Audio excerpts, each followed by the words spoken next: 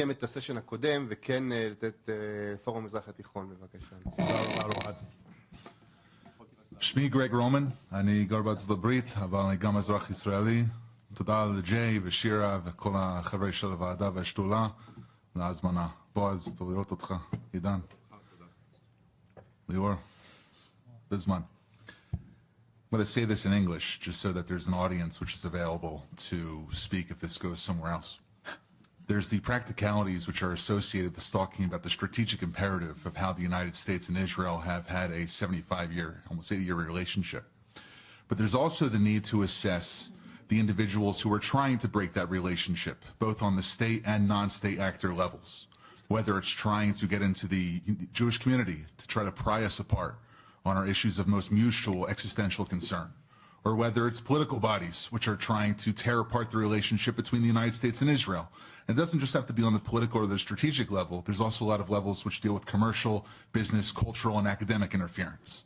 But there are practical tools that can be used at both the state level and at the non-state level to not just try to strengthen the relationship between our two countries, but also to try to fight back and take the offensive rather than just defensive stance against all the threats which pose to the relationship. If it deals with campus, there has to be a thought process of how individuals are being funded, both from the outside and from other organizations which have an interest in breaking the U.S.-Israel relationship, whether it's going after those in the undergraduate, graduate, or doctoral levels in American university and college campuses. There's an effort to try to make Israel an issue which divides rather than one which unites. And there are tools that can be used both by attorneys, by law enforcement, and others. For instance, the efforts right now by the Anti-Defamation League trying to bring a case against terror organizations, which were not so much really focused on the campus issue, but through their efforts, and I guess the ADL's here, so I don't want to take their place, but I want to applaud them for trying to go after the groups which are trying to divide. Also, as it relates to just Jewish life, there are organizations which claim to have the word Jewish in it, like Jewish Voices for Peace, or others, but they are the farthest thing. If there were 4 sons when you have the Pesach Seder and you ask about the 4 sons, the evil, the wicked, the one who doesn't know how to ask, and the simple, there's a 5th, the one who's outside knocking on a door telling the Egyptians, look, the Jews are here. And that is the individuals that we have to look at, both in an assessment within our own community. But the largest divide that I think we have to focus on is that of the external state-level enemies which are trying to break the U.S.-Israel relationship, both through foreign influence operations in the United States and also through their own kinetic efforts here in Israel on the 7-front war that this country has been waging since October 7th. And the answer is not to create an iron dome which is focused on taking missiles out of the sky or trying to stop tunnels which are coming from underground or trying to have good kinetic and cyber warfare capabilities.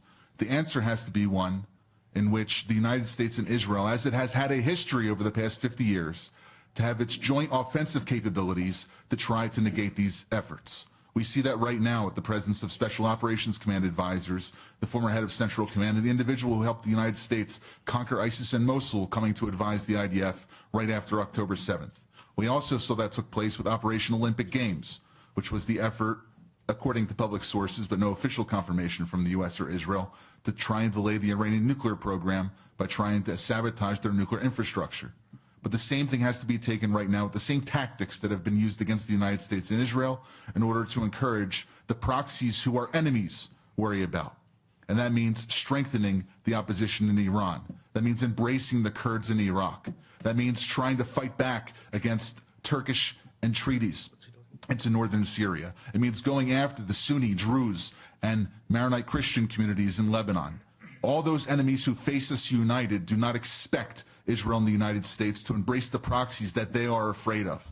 And the only way which to truly inflict damage upon the enemy and show that there's a price for them trying to not just destroy the U.S.-Israel relationship, but trying to destroy Israel in the Middle East and the U.S.'s presence in the Middle East is to adopt an offensive posture using the same kind of tactics, whether it be psychological warfare, influence operations, but one in which does not leave a kinetic imprint. כשאני אומר קינטי, אני אומר שהם לא יעשו משהו שזה קשור על טילים, או שאנחנו נשלח איזושהי התקפה נגד איראן. אני רוצה להשתמש באותן טקטיקות שמשתמשים נגדנו, שנעבוד יחד ונעשה את זה להם.